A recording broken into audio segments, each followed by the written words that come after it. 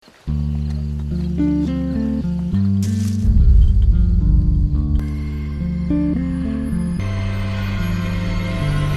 có thế. Ê, có gì vậy? Balik lagi bareng gue Rizal. Kali ini cerita film bakal bawain film horor Bollywood yang berjudul Stree. Stree adalah hantu yang akan menculik pria perjaka di sebuah desa Caderi, India. Stree dendam akan sesuatu sehingga dia akan datang ke desa tersebut setiap tahunnya. Lalu bagaimanakah kelanjutan keseramannya? Mari simak baik-baik alur cerita filmnya.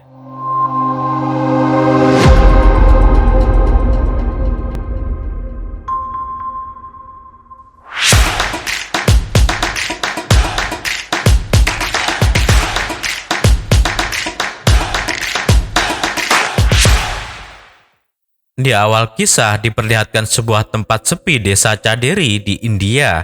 Di sepanjang penjuru desa tertulis Stree, kembalilah besok, yang ditulis dengan tinta merah darah.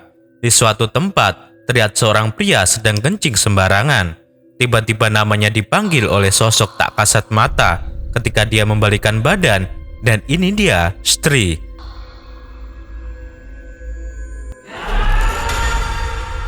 Beberapa tahun kemudian, terlihat desa Caderi sedang berbenah karena sebentar lagi akan diadakan perayaan. Terlihat para warga sibuk mengecat dinding-dinding mereka dengan tinta merah. Di desa itu tinggal pemuda yang tidak begitu percaya dengan legenda Stree. Pria itu bernama Vicky. Di tengah jalan, dia berhenti ketika melihat tetangganya sedang menulis mantra agar Stree tidak datang ke rumahnya. Vicky yang tidak percaya malah mengolok-oloknya karena di zaman modern seperti ini masih saja percaya dengan tahayul. Tetangganya bilang bahwa Stree akan datang setiap tahun selama 4 hari perayaan di desa untuk berburu para perjaka di desa. Dan ditulislah jimat ini untuk menghalaunya untuk masuk ke rumah karena tinta ini terbuat dari darah kelelawar, air kencing gagak, dan keringat hamster. Vicky yang tidak percaya tahayul akhirnya pulang ke rumah. Di rumah, Vicky tinggal dengan ayahnya, sedangkan ibunya sudah lama meninggal. Ayah Vicky selalu mempeributkan agar Vicky melanjutkan usahanya sebagai pemilik toko jahit. Tapi Vicky tidak begitu menyukai menjadi tukang jahit, dan dia bekerja di toko ayahnya, hanya sampai dia mendapatkan kerja di kota. Tak lama, Vicky sampai di toko. Terlihat antrean yang sangat panjang di sana. Ternyata Vicky merupakan jenius di bidang jahit. Kemampuannya sudah sangat terkenal seantero kota. Banyak orang yang rela mengantri untuk dijahitkan bajunya oleh Vicky. Vicky bahkan bisa mengukur tubuh kliennya hanya dengan melihat sekilasnya saja. Pada saat istirahat makan siang, Vicky merokok di luar. Tak lama, dia dikagetkan oleh seorang gadis manis yang menyapanya. Gadis itu langsung mengatakan bahwa mereka pernah bertemu di perayaan desa tahun lalu. Gadis itu menceritakan dia tidak tinggal di daerah itu, tetapi setiap perayaan ia pasti berkunjung di desa itu. Tiba-tiba gadis misterius itu meminta Vicky menjahitkan gaun untuknya. Vicky mengatakan akan menyelesaikannya dalam waktu 2 minggu karena saat ini sedang banyak orderan. Tetapi gadis itu mengatakan bahwa dia akan memakainya di perayaan desa, dan gadis itu langsung memohon ke Vicky dengan memegang tangannya. Vicky yang memang jones parah langsung luluh ketika dia diperlakukan seperti itu. Lalu Vicky dengan keahliannya mengukur setiap inci lekukan tubuh dari gadis itu. Untuk berterima kasih, gadis itu mengatakan agar menemuinya nanti malam di depan kuil. Tak lama Vicky menemui 2 sahabatnya, Bitu dan Jana. Dia menceritakan bahwa tadi ia bertemu dengan malaikat, dan dia menceritakan bahwa dia berkata, "Vicky please," sambil memegang tangannya. Bitu tidak percaya ada wanita yang mengatakan itu, karena selama ini 3 serangkai ini selalu kompak untuk masalah ditolak cewek, dan menjadikan mereka jones tersukses di desa. Malam harinya 3 serangkai ini pergi ke kuil untuk melihat perayaan dan berdoa. Tetapi ketika Bitu dan Janda mengajak pulang untuk nongkrong, Vicky mengatakan ia ingin lebih lama berdoa dan menyuruh 2 temannya itu pulang duluan. Di sini Vicky menunggu dengan sabar gadis misterius tadi. Di tepi danau, mereka saling mengobrol. Di saat Vicky meminta nomor telepon gadis itu, dia mengatakan bahwa dia tidak memiliki telepon dan bila bertemu dengannya lagi, Vicky hanya perlu memikirkannya dan dia akan datang. Kemudian gadis itu memberikan sepucuk surat dan menyuruh Vicky membukanya besok setelah Vicky mandi. Thank you. Di tempat lain, Bintu dan Jana yang habis beli ciu dikagetkan oleh Tuan Ruder. Ruder mengatakan, ngapain kalian berjalan malam-malam gini di jalan yang sepi lagi? Kalian nggak takut diculik sama Stria? Awalnya dua bocah konyol ini nggak percaya, tetapi setelah Ruder menceritakan legenda Stri, mereka malah menjadi takut sendiri. Ruder mengatakan bahwa Stri akan menculik pemuda yang berjalan sendiri di tengah malam selama 4 hari perayaan. Itulah di mana Stri akan berburu mangsa. Ruder menjelaskan tips untuk menghindari Stri. 1. Jangan keluar rumah di kala malam. 2. Jangan berjalan sendiri di luar. 3. Bila ada yang memanggil namamu, jangan pernah menoleh ke sumber suara. Bila dia masih memanggil, lepaskan alas kakimu dan jangan berlari. Dan 4, Ruder mendapatkan telepon dan langsung pergi tanpa memberitahu tips nomor 4. Setelah Ruder pergi, Bintu merasa ada yang mengawasi dari dalam hutan. Melihat itu, mereka langsung lari ngacir. Di tempat tongkrongan, mereka datang dengan ketakutan. Pada saat hendak menceritakan pengalaman yang melihat Stri di jalan, perhatian mereka langsung teralihkan oleh tarian biduan yang berjoget dengan liar.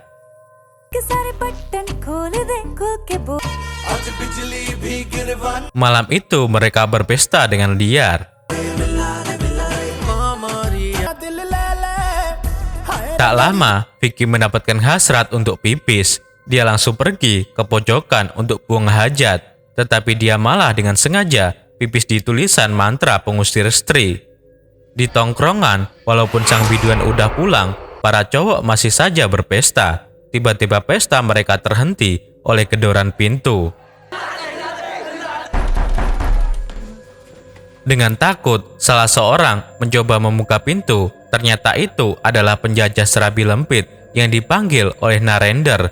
Tetapi tanpa sadar, ada sosok yang ikut masuk ke dalam rumah itu. Jana yang sadar ada sosok yang berdiri di luar mencoba mengecek. Untungnya, ia dihentikan Narendra yang meminta kondom untuk bercocok tanam. Ketika kembali ke kamar, tiba-tiba muncul sosok seram di belakang Narendra. Dan Narendra langsung terbang dan Stri hanya menyisakan baju Narendra. Setelah itu, mereka bertanya-tanya kenapa Stri bisa masuk ke sana. Ketika mengetahui mantra penghalang itu terhapus karena kencing, semua mata tertuju ke Vicky yang tadi kencing sembarangan. Setelah ribut, mereka akhirnya berinisiatif untuk mencari Narendra ke hutan. Tetapi karena semua ketakutan, akhirnya misi pencarian Narendra pun bubar. Keesokan paginya, Vicky yang baru saja mandi hendak membuka surat dari gadis misterius kemarin. Tetapi tiba-tiba karyawan ayahnya mengatakan bahwa ada cewek yang mencarinya. Ternyata mbak-mbak penjual serabi lempit yang kemarin datang. Dia meminta bayaran untuk enak-enak semalaman. Ternyata karena Narendra hilang, diculik, Vicky lah yang menggantikannya untuk enak-enak. Melihat itu, ayahnya langsung keluar dan membayar mbak itu. Ayahnya kemudian menceramai Vicky agar tidak jajan sembarangan lagi dan segeralah cari pacar agar tidak perlu jajan. Carilah sosok yang seperti ibumu. Setelah puas diceramai, Vicky kembali membaca surat yang diberikan gadis tempo hari. Tak lama, dia memamerkan surat itu ke teman-temannya. Di surat itu tertulis bahwa gadis itu sangat mengagumi Vicky dan ingin lebih mengenal Vicky. Dan sebagai tanda pertemanan, Sang gadis ingin dibawakan 4 botol whisky, biji kambing yang masih berjaka, buah kecubung, kumis kucing blasteran, dan buntut kadal yang belum menstruasi. Bitu yang membaca itu mengatakan, ini cewek minta beneran benda-benda yang kayak gini. Lu PDKT sama cewek atau sama penyihir? Tetapi Vicky yang sudah dibutakan oleh cinta tidak peduli dengan perkataan Bitu dan pergi mencari barang-barang yang dimaksud. Emang sih kalau udah cinta buta apapun dilakukan, ibarat kata tai kucing serasa coklat. Di lain tempat, Bitu mulai merasa curiga dengan wanita yang akan ditemui oleh Vicky. Untuk memastikan, dia menelpon Vicky, tetapi Vicky yang tidak mau diganggu malah merejeknya. Tak lama, Vicky dihampiri oleh gadis itu. Ia langsung menanyakan apakah Vicky membawa barang yang dia minta. Vicky yang lagi mabuk cinta langsung mengatakan semua sudah siap tanpa menaruh curiga sedikit pun. Mengetahui bahwa Vicky membawa barang-barang yang dia minta, sang gadis itu langsung mengajak Vicky pergi ke suatu tempat untuk berduaan. Di desa, Bitu mengajak Jana untuk memberkatkan Vicky. Bitu menjelaskan bahwa mungkin saja Vicky dalam bahaya dan mencurigai bahwa gadis yang diceritakan oleh Vicky adalah Stri. Mana ada cewek yang mau minta hadiah kayak gitu. Benda-benda yang dia minta lebih seperti bahan ramuan penyihir. Tak lama diperlihatkan Vicky dan gadis itu berjalan di tengah hutan. Di tengah hutan, Vicky dan gadis itu kembali mengobrol untuk mencairkan suasana dan menyalurkan bakat mesumnya. Vicky mengatakan dia harus mengukur kembali tubuh sang gadis untuk lebih memastikan. Sang gadis pun mempersilahkan, tetapi karena Vicky tidak membawa meteran, dia mengukurnya dengan tangan sekaligus modus untuk membekuk tubuh indah sang gadis. Tetapi pada saat lagi panas-panasnya, tiba-tiba sang gadis itu hilang entah kemana, meninggalkan Vicky sendirian di hutan. Di dalam hutan, Vicky tak sengaja melihat sebuah reruntuhan, sebuah istana di kejauhan.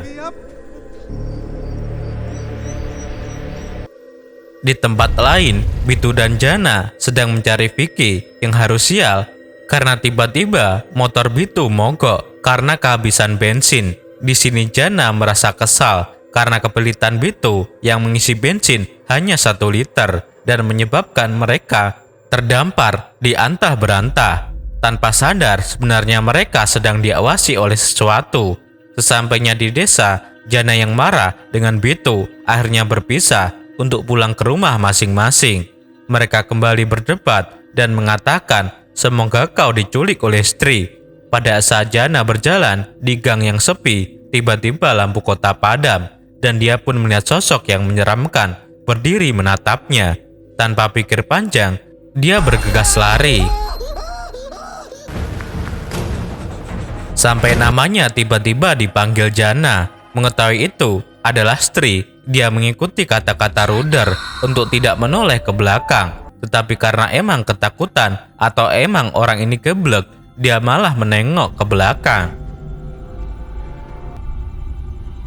Dia melihat sosok yang menyeramkan yang melayang-layang. Dan akhirnya Jana dibawa oleh Stri yang kembali hanya menyisakan pakaiannya saja. Tak lama semua warga berkumpul. Ibu Jana langsung histeris ketika mengetahui bahwa anaknya yang cakep dan tampan dan rupawan hilang digondol oleh hantu penasaran. Ibunya malah menyalahkan Bitu dan Vicky karena tidak bisa menjaga Jana. Di sini Bitu mulai berbicara dengan Vicky tentang kecurigaannya. Bitu berkata, apakah kau tidak curiga dengan wanita yang kau temui? Dia meminta barang-barang yang aneh dan bila kau mengatakan dia cantik, apakah benar dia cantik? Apakah orang lain bisa melihatnya? Soalnya aku dan Jana tidak pernah melihatnya bersamamu. Vicky mengatakan dia tidak mungkin hantu. Soalnya aku pernah bertemu dia di kuil. मंदिर के अंदर नहीं आती, कभी बाहर ही रहती है। होती है मैं और जना तुम्हें बचाने आ रहे थे। Dia menyadari bahwa selama ini ia bertemu wanita itu hanya di depan kuil, tidak pernah masuk ke kuil, dan dia pun semakin paham kenapa tiba-tiba gadis itu hilang di tengah hutan. Keesokan harinya, karena sudah ada 2 korban di tahun ini yang hilang dimakan oleh Stri. Kruda berkeliling desa untuk memberikan informasi tentang cara menghindari Stri. Ternyata Ruda adalah seorang paranologis yang sedang melakukan penelitian tentang Stri.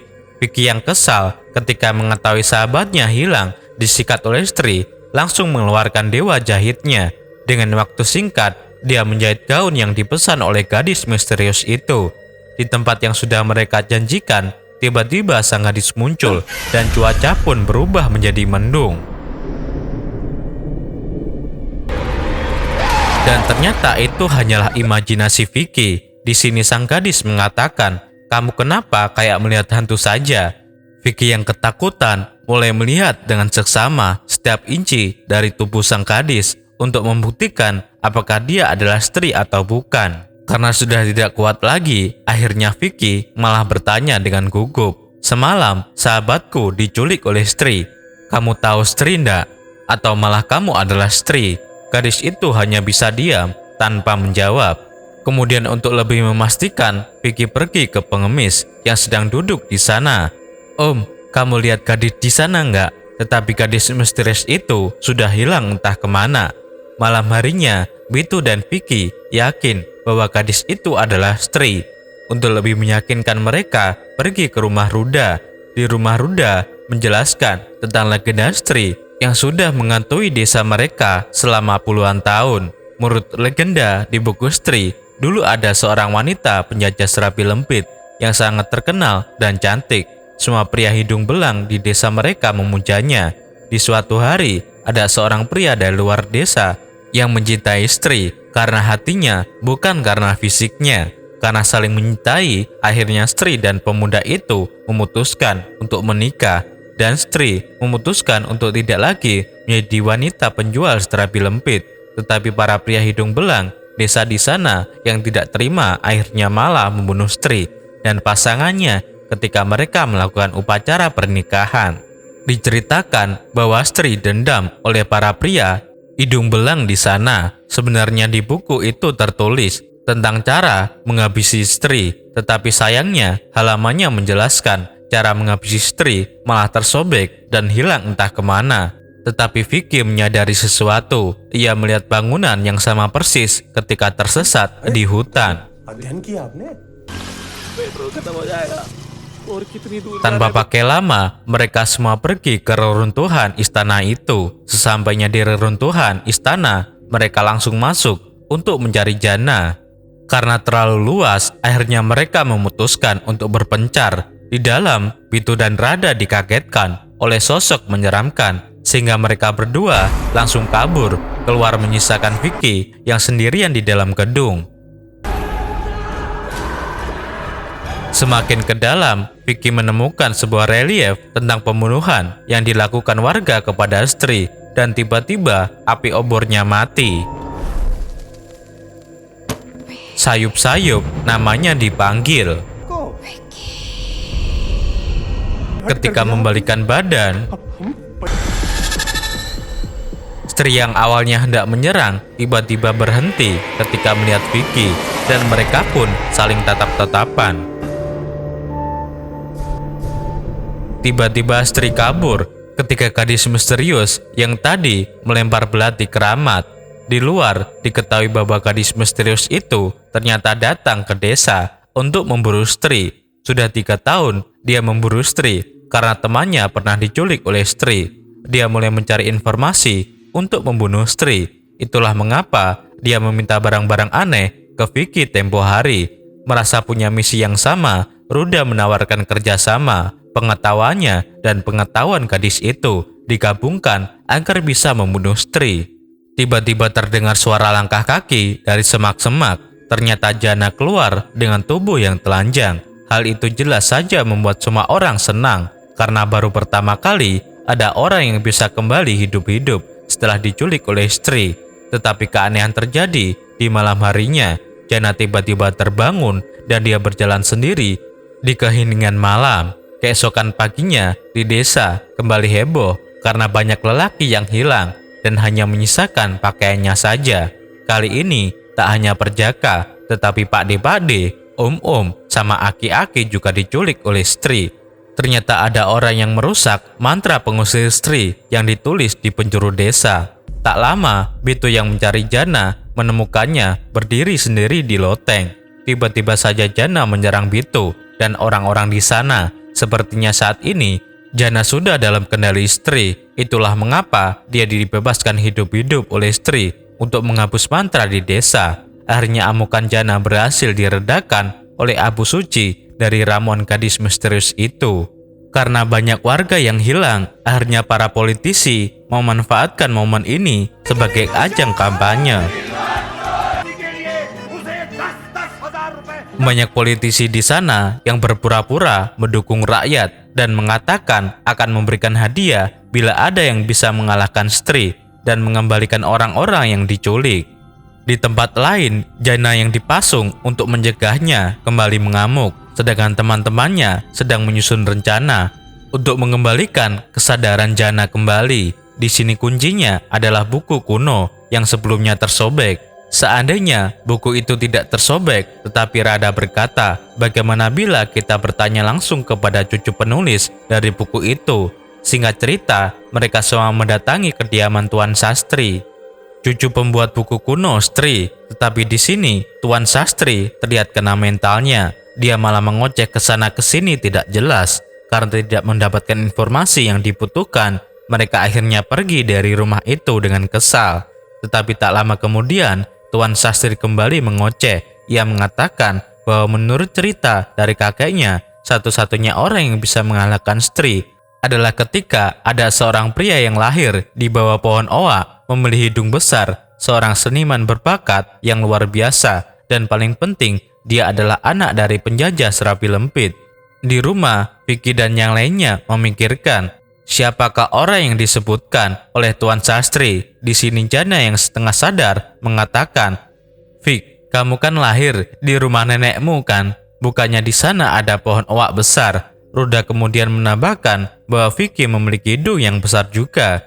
Gadis misterius mengatakan bahwa Vicky merupakan seniman yang berbakat yang luar biasa di bidang menjahit.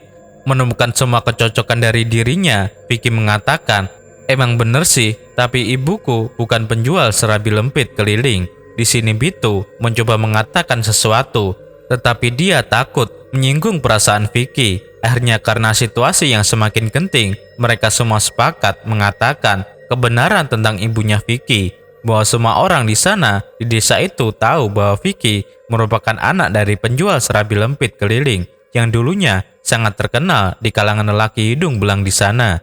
Mendengar itu, jelas saja Vicky tidak terima ibunya dibilang seperti itu. Vicky yang masih tidak percaya malah mabuk ciu. Di rumah, dia akhirnya mempertanyakan kepada ayahnya tentang kebenaran ibunya. Karena tidak memiliki pilihan lain, akhirnya ayahnya menjelaskan bahwa benar ibunya adalah penjual serabi lempit. Dan sebenarnya ketika ayahnya menikahi ibunya, saat itu kondisi ibunya sedang hamil. Dan dia sendiri tidak tahu ibunya itu hamil olehnya atau orang lain. Mendengar penjelasan ayahnya, Vicky merasa sedih. Tetapi dia akhirnya sadar bahwa kenyataannya warga desa pun tidak mempermasalahkan tentang masa lalu ibunya dan selalu baik kepadanya selama ini. Akhirnya Vicky memutuskan untuk membalaskan kebaikan warga desa untuk membasmi Stri. Tak lama semua tim Power Ranger pun berkumpul. Di sini Vicky mengatakan dari hasil penelitiannya dia mendapatkan informasi. Dia mengatakan bahwa Stri adalah hantu yang cerdas karena dia bisa membaca mantra yang ditulis di penjuru kota. Vicky juga mengatakan bahwa dendam Stri karena dia dibunuh ketika hari pernikahannya. Akhirnya dia membalas dendam dengan menculik para pria di desa untuk menyelesaikan upacara pernikahannya yang dulu gagal. Vicky mengatakan, kita jebak Stri keluar dari kandangnya, kita tipu seolah-olah ada pria yang akan menikahinya, sehingga penasarannya bisa hilang dan dia tidak akan menculik orang lagi. Tetapi ketika dia mengatakan, nah siapa nih yang akan menjadi umpan untuk berpura-pura menjadi suami Stri? Semua mata tertuju kepadanya. Semua sepakat bahwa Vicky lah yang menjadi umpan. Akhirnya mereka semua mempersiapkan segala sesuatu yang dibutuhkan untuk menjebak Stri. Malam harinya, misi pembasmian Stri pun dimulai. Tapi ketika akan menjalankan misi, Vicky malah kena mentalnya dan ketakutan. Tetapi demi Jana dan semua warga desa, akhirnya dia setuju. Di tengah malam, Stri akhirnya pergi berburu dan dia mulai masuk ke perangkap Vicky. Tetapi Jana kembali kumat dan tiba-tiba dia mendobrak masuk persembunyian Pitu dan kawan-kawan. Di tempat Vicky, lampu tiba-tiba mati dan terdengar suara sayup-sayup. Mendengar suara itu, Vicky seperti terhipnotis dan dia pun mengikuti sumber suara. Pada saat sadar, dia sudah berada di markas Stri. Di atas batu, Vicky menyadari bahwa Stri ingin melakukan malam pertama. Karena dulu pada saat dia menikah, dia belum sempat melakukan malam pertama. Akhirnya secara perlahan, Vicky membuka satu persatu bajunya. Tetapi karena takut, dia diemek-emek sama arwah penasaran. Vicky kembali memakai bajunya. Tiba-tiba Stri muncul dan menatap wajah Vicky. Ketika mereka saling tatap-tatapan, gadis misterius melemparkan apu suci sehingga Stri pingsan untuk sementara. Di sini gadis itu menyuruh Vicky menikam jantung Stri dengan belati keramat. Tetapi ketika melihat Stri, dia malah jadi tidak tega dan mengatakan bahwa dia iba kepada Stri. Stri hanya ingin merasakan cinta. Sebenarnya tadi pas aku tatap-tatapan, aku merasa kesedihan di matanya. Gadis itu mengatakan, bila kau tidak ingin membunuhnya, kau bisa memotong rambut kepangnya saja. Itu akan membuat kekuatannya menghilang untuk sementara. Tetapi tiba-tiba Stri bangun dan menyerang mereka. Vicky yang kesal karena selalu diteriaki oleh Stri, akhirnya malah balik marah-marah kepada Stri. Si Mbak Stri ini malah mingkem dimarahi sama Vicky. Karena takut dimarahi sama Vicky, akhirnya Stri itu malah mengejar gadis misterius. Ketika hendak membunuh gadis itu, untungnya Vicky dengan sigap memotong kepang rambut Stri. Dan akhirnya gadis itu dan Jana terbebas dari pengaruh Stri. Di depan reruntuhan, Vicky mengatakan bahwa dia tidak ingin membunuh Stri. Dia hanya memotong rambutnya saja. Ruda menyadari bahwa tahun depan Stri akan kembali lagi ketika rambutnya kembali panjang. Di sini Vicky mengatakan kenapa dia selalu menculik pria. Mungkin karena warga desa tidak pernah menghargainya dan menghormatinya. Tak lama obrolan mereka terhenti ketika para pria yang diculik keluar dari runtuhan. Dan akhirnya misi penyelamatan warga desa pun sukses besar. Beberapa hari kemudian, Vicky dan teman-temannya mendapatkan penghargaan dan uang dari pemerintah karena telah berhasil mengalahkan Stri. Di tempat lain, gadis misterius itu terlihat sedang menunggu bis untuk kembali ke kota. Vicky dan teman-temannya kemudian menyusul. Vicky mengatakan terima kasih untuk semuanya dan merasa terharu ketika gadis itu memakai gaun yang dibuatkan oleh Vicky. Di sini Vicky meminta gadis itu untuk tinggal, tetapi sang gadis mengatakan, bila kau merindukanku, kau cukup memikirkanku dan aku akan segera hadir di hadapanmu. Dan kemudian dia meninggalkan Vicky yang lupa nanya nama gadis itu. Di dalam bis, gadis misterius itu mengatakan dalam hati, sudah 3 tahun aku memburu Stri dan selalu gagal. Aku mencoba semua cara, aku tahu tetapi sia-sia. Tetapi pria itu dengan mudah dapat mengalahkannya. Dan tiba-tiba gadis itu mengambil potongan kepang Stri dan menempelkannya ke rambut. Dan ketika kondektur hendak menagih ongkos bis, gadis misterius itu sudah hilang dan film pun berakhir. 1 tahun kemudian, Stri kembali ke desa, tetapi pada saat di depan gerbang desa, saat itu sudah berdiri patung dirinya dan papan yang bertuliskan, Stri melindungi kita. Dan mulai saat itu, Stri tidak pernah masuk ke dalam desa. Mimin masih penasaran sih, siapa sih gadis misterius itu? Ada yang tahu siapa dia guys? Coba komentar di bawah ya. Ya udah, Mimin gak akan lama bikin endingnya. Klik jempol ke atas jika kalian suka dengan video seperti ini dan berikan komentar positif kalian. Saya Rizal, sampai jumpa di video cerita film selanjutnya.